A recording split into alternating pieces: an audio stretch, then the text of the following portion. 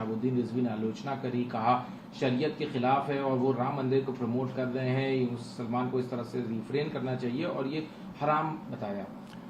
देखिए, ऐसे मौलानाओं को पता होना चाहिए कि हम राम के देश में रहते हैं, ये सऊदी अरब या पाकिस्तान नहीं है। और मुझे लगता है कि मुझे उनको सलाह दे देना चाहिए और हमारी सलाह आपके चैनल के जरिए उन तक पहुंचना चाहिए कि आप हिंदुस्तान में रहते हैं, भारत में आप रहते हैं, ये हिंदुस्तान है। तो हिंदुस्तान में रहकर आप अगर इस तरह की बातें कर रहे हैं तो बेहतर है आपके लिए कि आप शरई मुल्क की तलाश करें।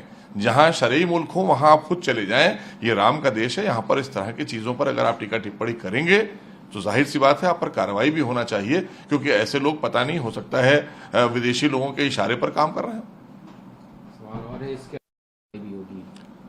देखिए, सभी के अपने धर्मों की अलग अलग अपनी मान्यता और आस्था है। तो आस्था का प्रतीक हमारा जो काशी है, ये तो अपने आप में ही एक बहुत बड़ा नाम है और बड़ा ही लोग आस्था से काशी जाते हैं। और नवरात्र चूंकि शुरू हो रहे हैं 30 तारीख से और 31 तारीख को संभवतः ईद का भी त्यौहार है, तो हम सब सौहार्द के साथ मनाएं, क्योंकि जिस तरह से अभी होली का त्यौहार निकला और हम सब ने बड़े सौहार्द से होली, ये सब हमारे देश में तमाम त्यौहार आते और जाते हैं। और खास करके बड़े त्योहारों में जैसे नवरात्र है, तो नवरात्र के दौरान अगर इस तरह की कोई चीज है तो मुझे लगता है कि खुद भी सभी लोग लिहाज भी करते हैं इसका, लेकिन अगर कोई आदेश है तो उस आदेश का भी पालन करना चाहिए, क्योंकि ये फॉर द टाइम बीइंग होता है, ये हमेशा के लिए नहीं होता है, क्योंकि किसी तरह का कोई वहां पर अप्रिय घटना ना हो जाए, किस तरह की किसी को कोई भावनाओं को किसी के कोई आहत ना हो। इसलिए ये हमारे देश की परंपरा है और हम लोग हमेशा एक दूसरे के साथ मिलजुल कर रहते चले आए हैं।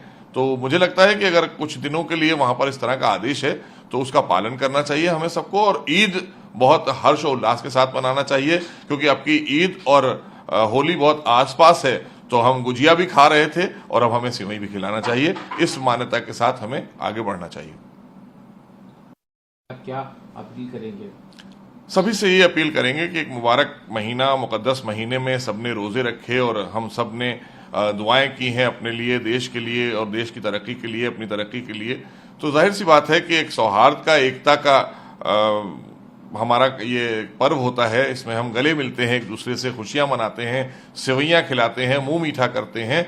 तो बहुत अच्छी बात यह है कि अब की मैंने कहा ना कि ये ईद का त्यौहार, अभी कुछ दिन पहले हमने गुजियां खाई हैं, अपने तमाम भाई दोस्तों के साथ में गुजियां खाई हैं, और अब ईद का त्यौहार आया है। तो जाहिर सी बात है कि ईद के त्यौहार पर हम जाएं, एक दूसरे से गले मिलें, उनको सेवई खिलाएं।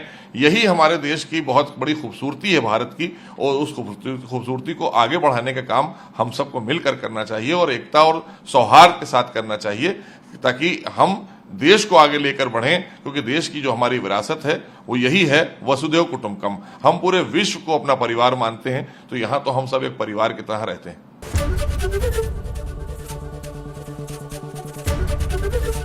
एबीपी गंगा, खबर आपकी, जुबान आपकी।